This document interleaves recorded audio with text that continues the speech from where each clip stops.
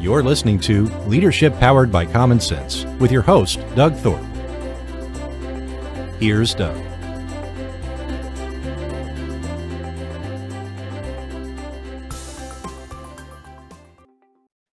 Hello again, everyone. This is Leadership Powered by Common Sense. I am your host, Doug Thorpe, and today we're going to take another journey into the realm of marketing, but not just the basic traditional idea that you've heard before. My guest is a specialist in this space. She's got a really neat idea about the full spectrum, or maybe you want to call it full stack, that you as a business owner need to be thinking about. Her name is Sara Nay. Sara, welcome to the show. Thanks for having me. I am excited to be here. So I always like to ask my guests before we get too much into the weeds on things, and give us a little bit of your background and your journey to get to where you are in this wonderful idea that you're working with. Of course. So I have been in the small business space for about 12 years now, coming up in this December, with Duct Tape Marketing. Before that, I was with an email marketing company out of Denver. But most of my career has been through Duct Tape Marketing. And I started, honestly, as an intern back in December 2010. Trying to figure out if this is even something I really wanted to do. And over the last 12 years, I've grown and worked in pretty much every division of our company, from community manager in the beginning to sales to consulting with our small business clients to now leading our operations. So today I'm our COO ultimately, and have, worked in all of those roles with our small business clients and other marketing consultants and agencies to basically understand the importance of a marketing strategy so we can be more effective in our implementation from there. Well, good. Congratulations on that journey. That sounds exciting. Yeah, it's been great learning all the different areas. And just give us a sense, what's the size of Duct Tape Marketing now? How big is your footprint? So we've been in business for about 30 years now. Like I said, I've been with the team for 12, and our founder is actually my father. So I've been around the business my whole entire life. And so we have about, 10 team members that I would consider our core team right now. And then we have a lot of partners and relationships that we work closely with as well. But yeah. That's and is there a classic or ideal profile of a business that you work with, or what's the range? It's a range. I know people say niche. We've niched in some levels, but we have two sides of our business. And so we're your typical strategic marketing agency where we work one-on-one with small businesses. We start with strategy, and then we implement basically all of their marketing. We become their marketing team in a way, their outsourced team. And so for those businesses, we work with a range, but our top two groups, I would say, are home services or professional services. On the other side of our business, we've developed a systematic approach to marketing and put a lot of practice and research and experience into how we've developed how we do strategy for clients. And so we actually license other marketing consultants and agencies to be able to use our approach with the businesses that they work with. And so we have a whole network of consultants and agencies that are essentially certified in duct tape marketing. And so that's another kind of target audience for us is other agencies and marketing consultants looking to grow and scale and lean in on strategy as one of their core offerings. Yeah. Well, right before we got on air, Sara and I were talking, and Sara, you described as I recall it, kind of a 6-part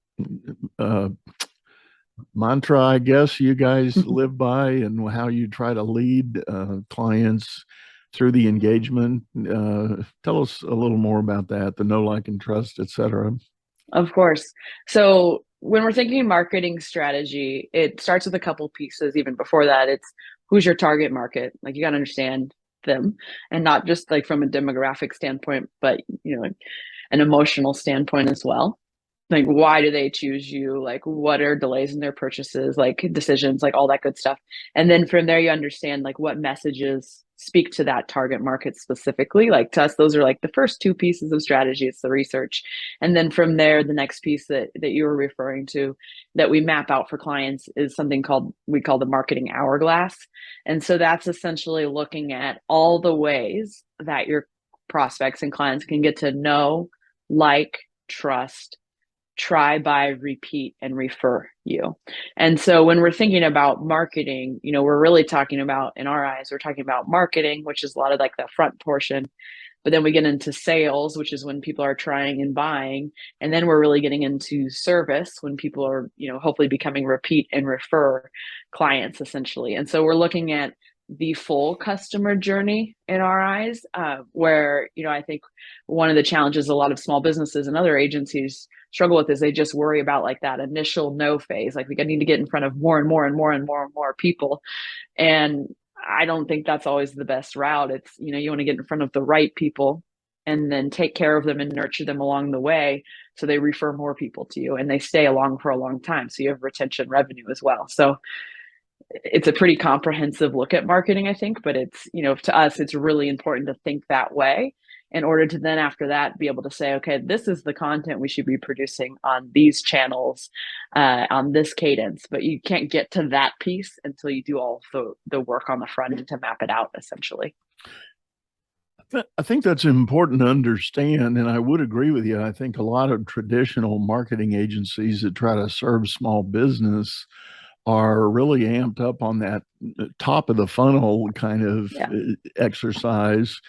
How do we cast a bigger net? How do we get more inquiries, more conversions on our website, more clicks, those kinds of things? And in parallel with that, I think why a lot of business owners jump on that is because the business owner themselves is thinking, I've got a good solution. If I just get more leads, I'll be fine. Yeah. And they haven't thought the marketing all the way through. It's like, I always sometimes ask clients, be careful what you ask for. Are you really ready for a 2x or 3x in the number of leads you're coming in? Do you have a process to truly engage those, even if they're in the try phase of their journey? So I think that's great to have a comprehensive. Yeah. And I run into that, all the time as well. Like a couple of examples. Recently, I was talking to a prospect and they're a remodeling company.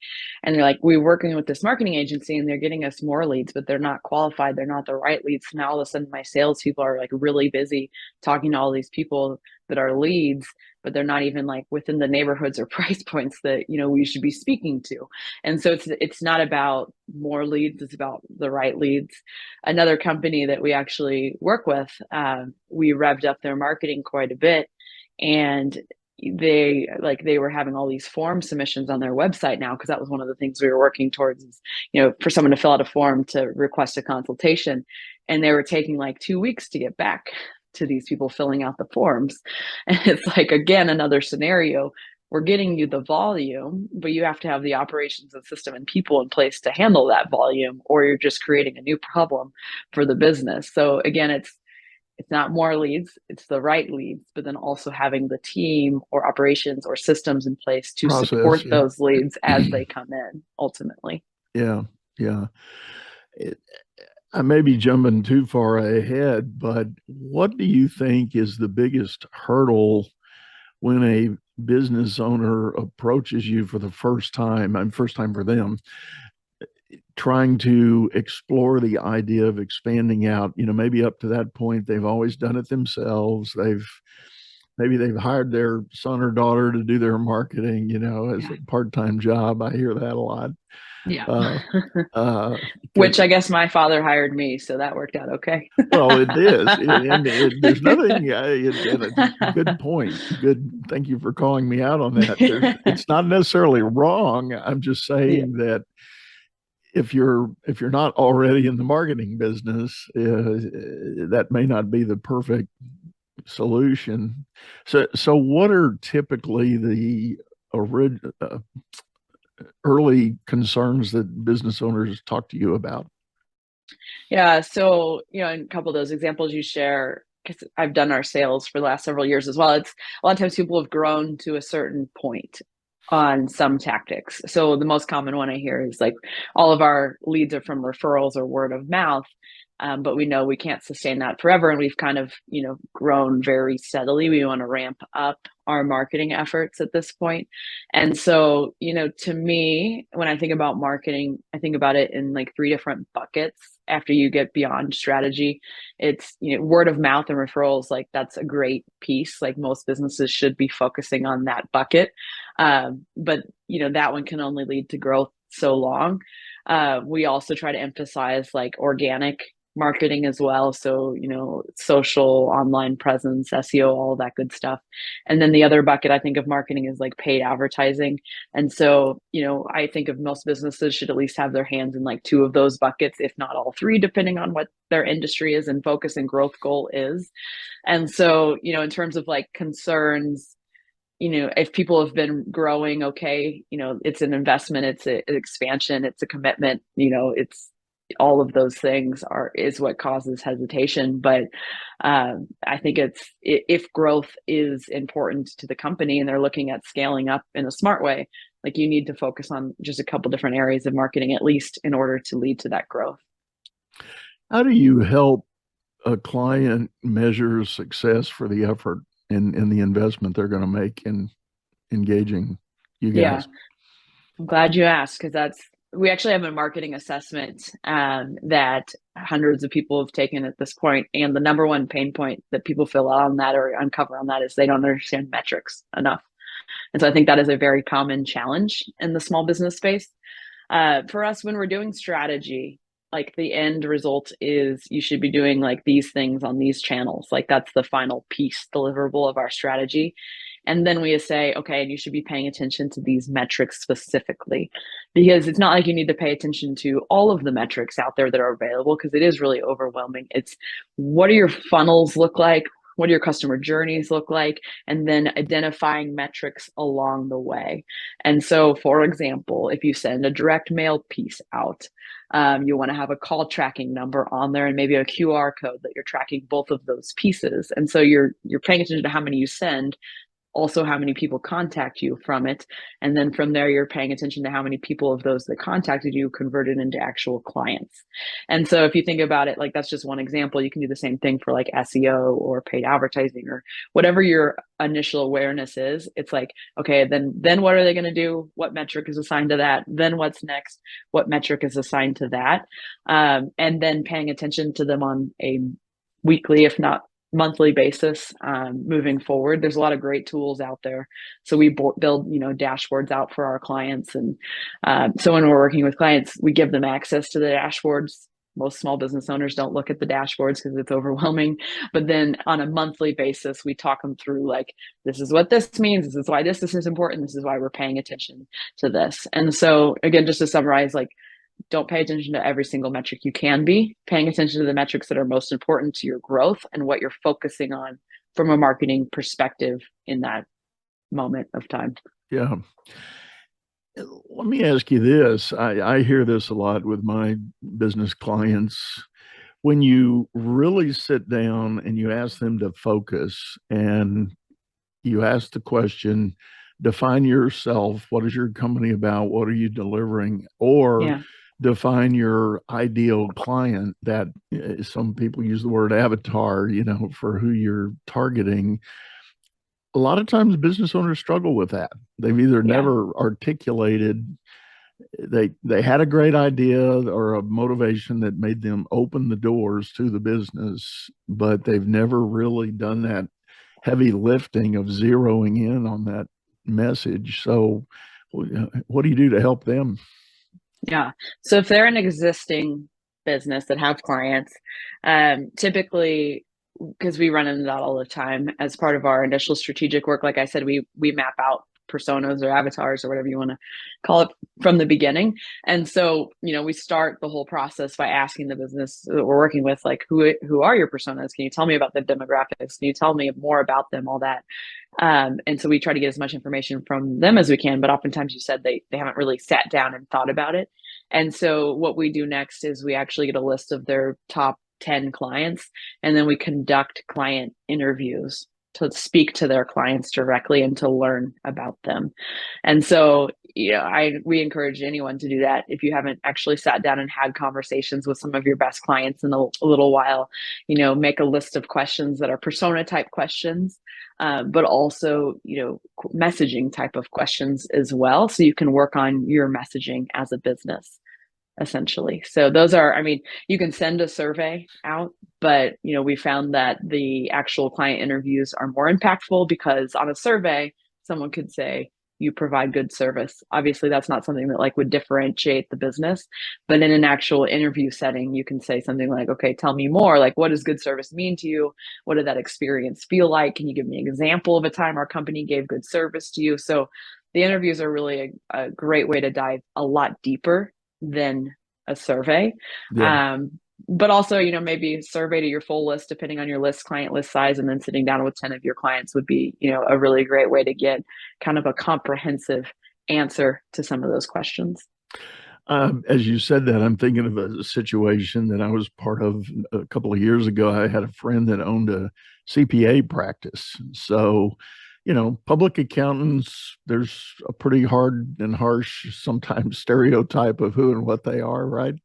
Yeah. So my friend was wanting to expand his business, grow it, and we ended up, long story short, we identified an agency to come in. They did that current client survey, the face-to-face interviewing. And what was interesting, the really overarching and very compelling finding that came out of that survey was that clients said, these guys bust the stereotype of CPA. When we want to talk to them, they're normal people. They they're easy to talk to. They're easy to work with.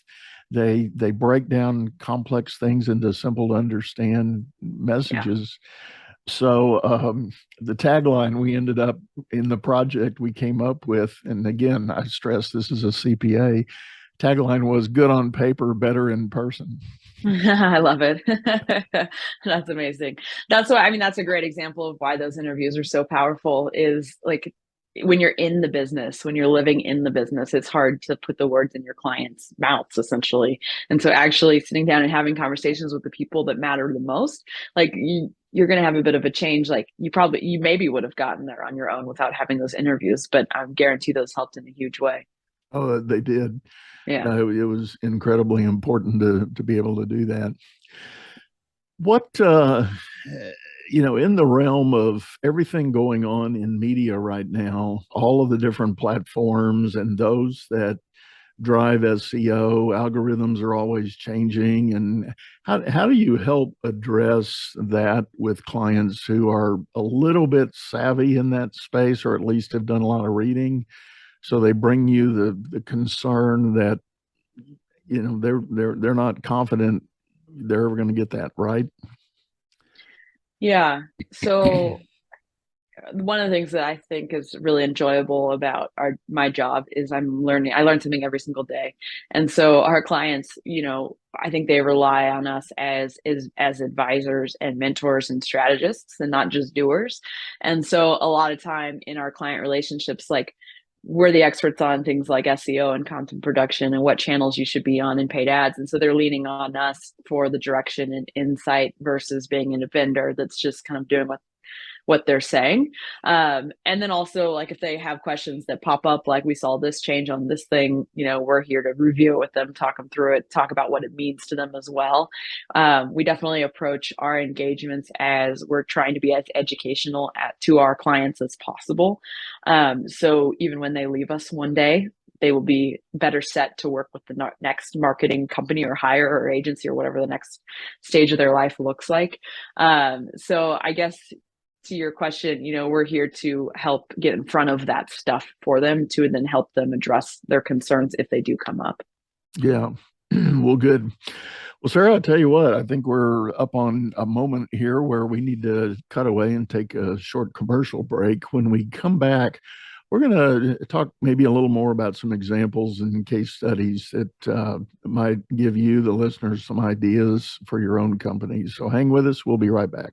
Business is all about solving complex problems as fast as you can create them. Become the best problem solver by leading others to greatness too. And the first step is going to DougThorpe.com. DuctTape is known globally for coaching entrepreneurs and business leaders, improving their performance and the work output of everyone surrounding them. You can find health, wealth, and happiness by learning to lead others to health, wealth, and happiness. Go to DougThorpe.com now and order Doug's books or hire him to coach your managers. That's Doug, THORPE.com.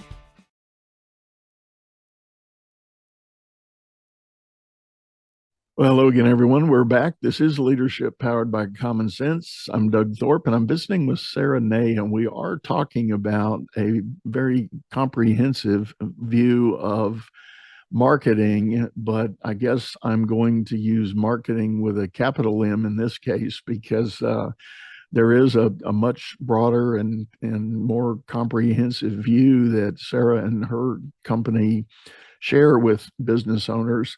But while we were on the break, Sara and I were talking, and I think one very key and important aspect, if you're a small business owner and you want to start thinking about hiring marketing assistants, there's one really important element, and that is nailing down your strategy.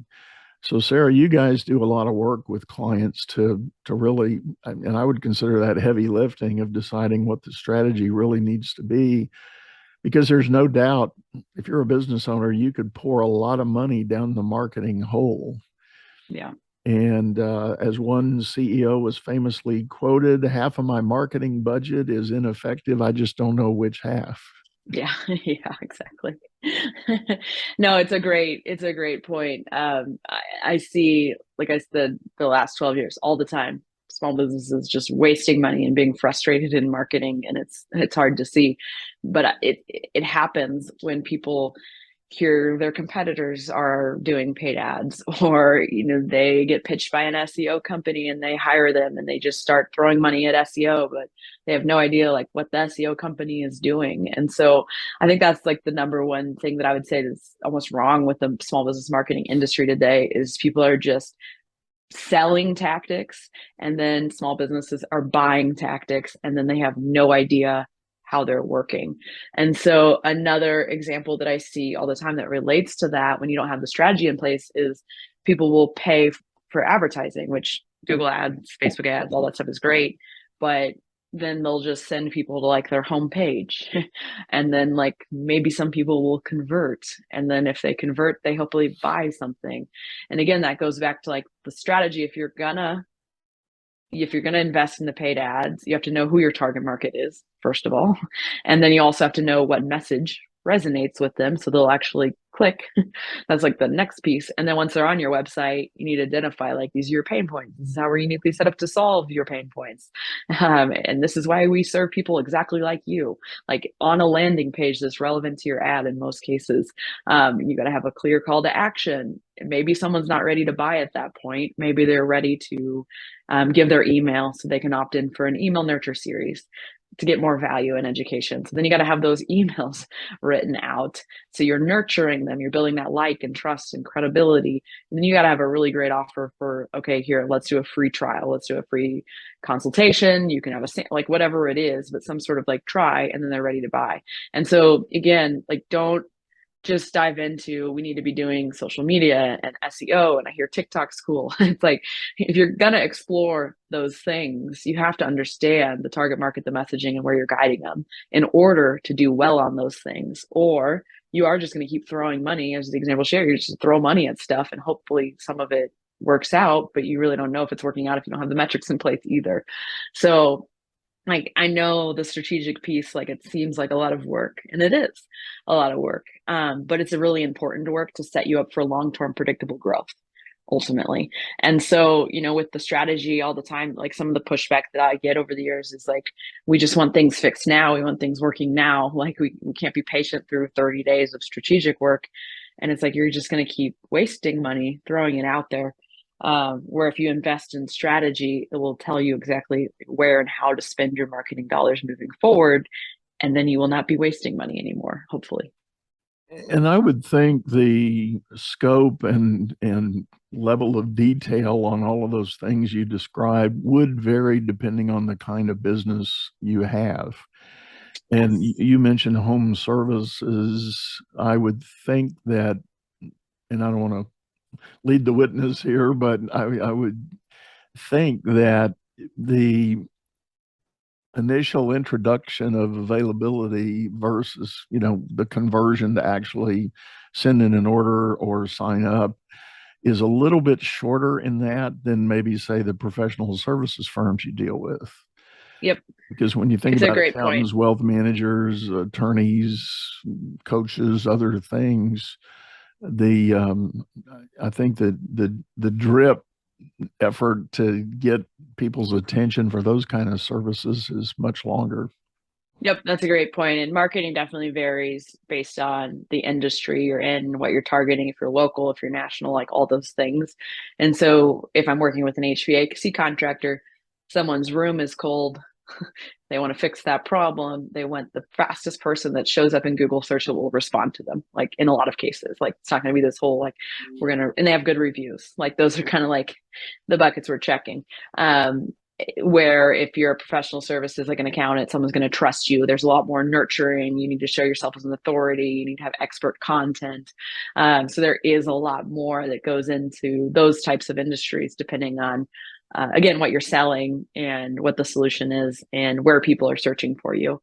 That also, that's a big piece of it as well. Like all the time we hear, we need to be doing this channel, this channel, this channel. It's like, are your clients there? Like, are your clients on Facebook? Are your clients on LinkedIn? Are your clients on Instagram? Are they on, so it's not just, we have to do every channel. It goes back to, again, the whole personas. Like, where are people already finding information online, hanging out online, spending their time online? And then you need to get in front of them there versus being, across every single thing, because having like a couple of sporadic posts on like Facebook and Instagram and then like one YouTube video isn't as impactful as going all in on a couple core channels that your clients already are on. Yeah. I'm thinking of a story that I was told not long ago. I think I was actually dealing with a marketing person who was telling me the story. She was introduced to a client. He was a water damage restoration agency or company.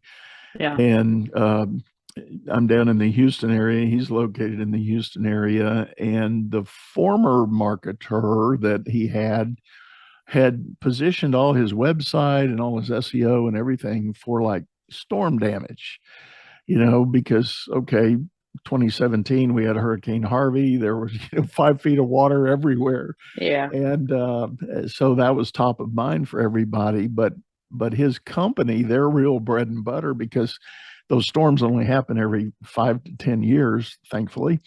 But his company was more about like when a pipe breaks or your water heater leaks, Yeah. you got water down the wall and you got that kind of water damage. That's his real specialty.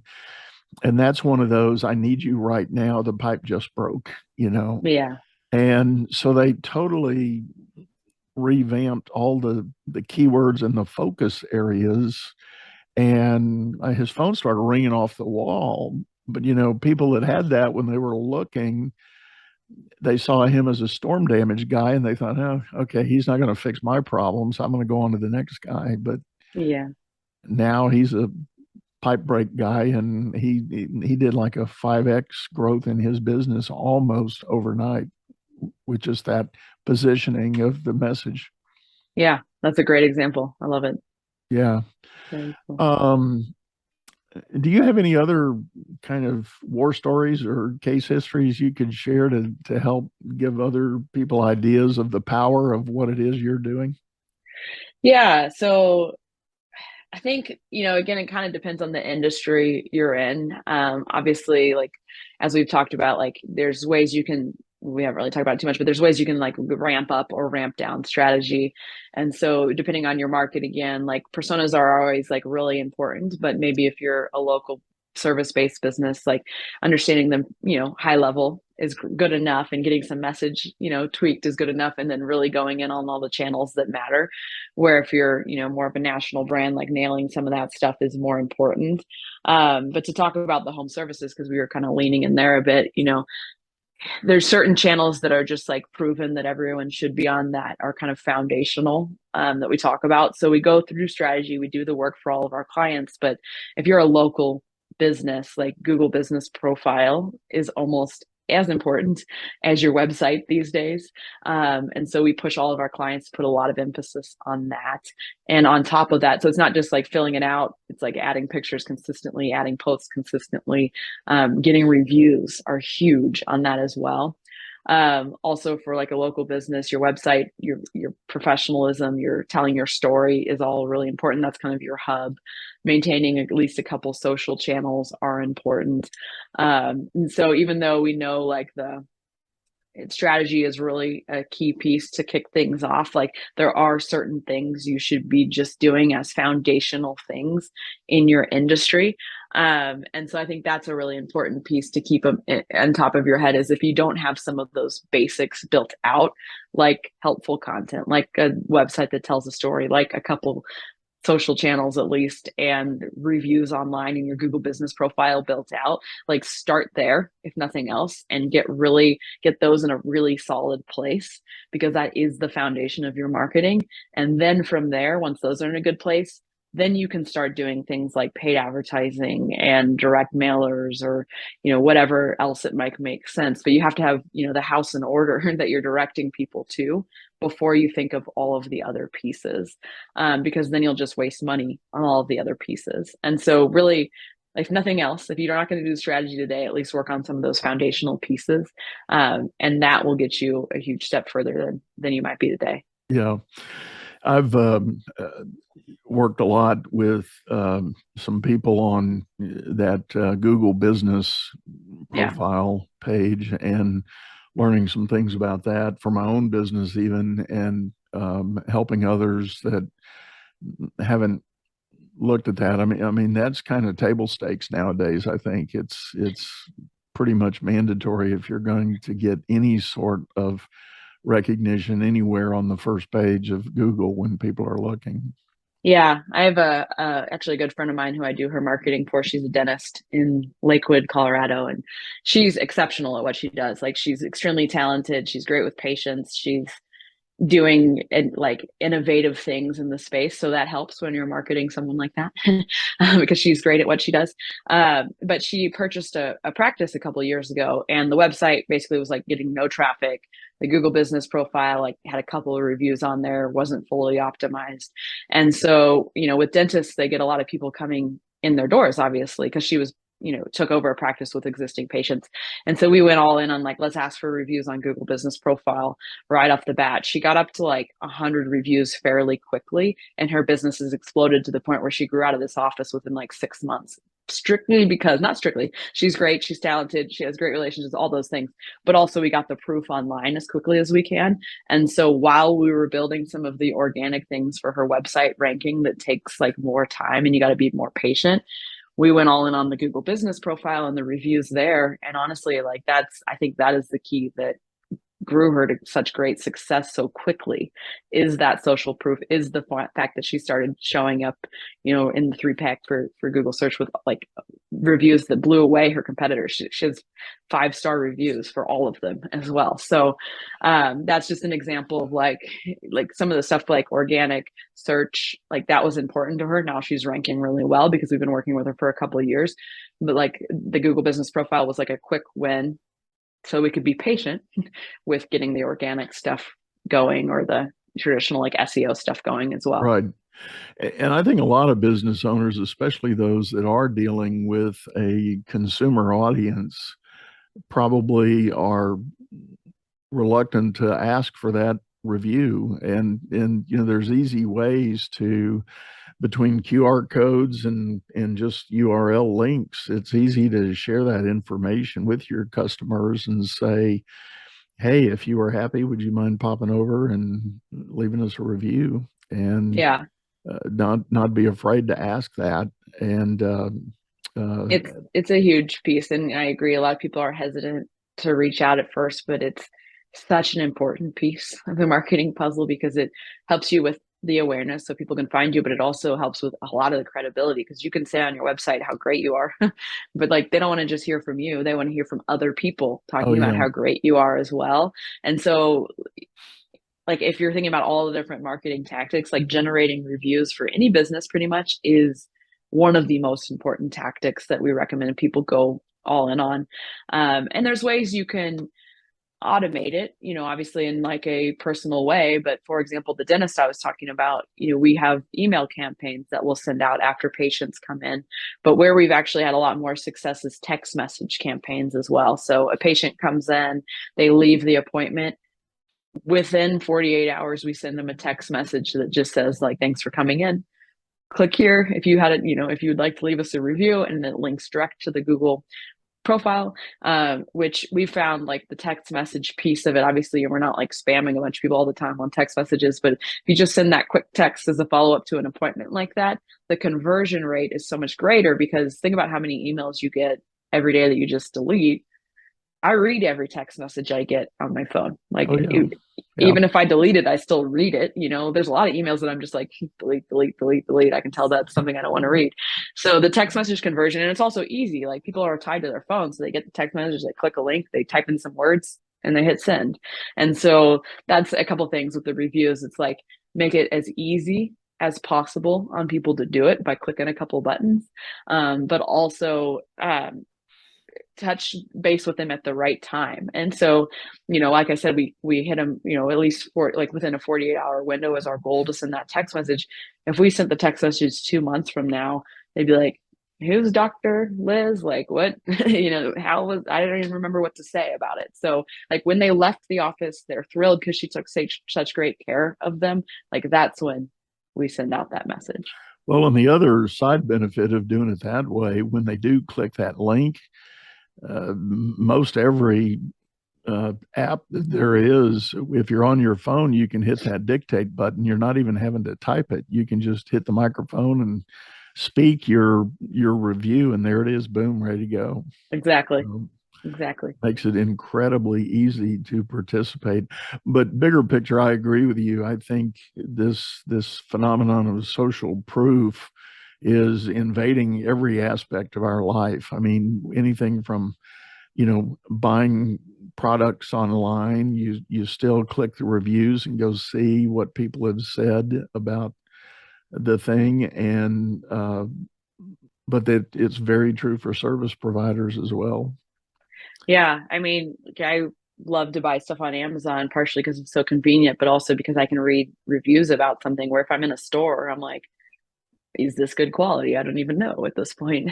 So that's social proof for products. But as you said, services, like our air conditioning unit went out when it was like 105 degrees here in Boise. And so I literally typed in like HVAC company near me.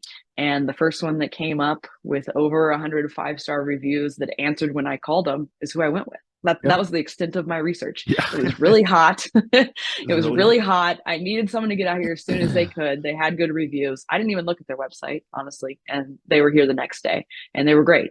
So that's just another example of like, especially if you're in an industry that's like, we need something now, we need quick, the reviews go a long way. Well, and that touches back to something we talked about earlier, is that idea the company needs to have a process. They need to have a prompt response when that phone call comes in. So, okay, they've got a link in a website, you can get their number, but when you call them, they better be answering that phone. And it can't be leave us a message and we'll get back to you kind of a thing. Yeah. We started using a software for a lot of our clients that address that. Is if someone calls during business hours and the business isn't able to answer, it will send a text message right away to the person that called and just basically said, like, we're on another line. We can say whatever you want, but we're on another line. We will give you a call right away. Is there something specific we can help you with? That way, at least someone like knows that they're going to get a call back and they can text. And some people prefer text these days versus voice. And so you could even start interacting with them via text. We also have those set up over the like non-business hours. So let's say someone calls at 7 p.m. at night, you're not open. You could send that text message. They know you're engaging with them. The text message just says, we'll get back to you, first thing tomorrow morning when we're back in the office. And then they're more likely to be patient at that time, because at least they're getting something back and not just a voicemail that like, hopefully maybe someone will call me back one day soon. And so we've done a lot of training recently on the whole like speed to lead. Like, the faster you can get back to a lead, the better the conversion rate will be, especially in a lot of like the home service industries that we're talking about. It's like you got to get back to them as soon as possible. And so that's one of the first things we do with our clients when we start working with them. It's like, if they have a contact us form on their website and they don't have an automated email that goes out right when the contact form is submitted, like set that up right away.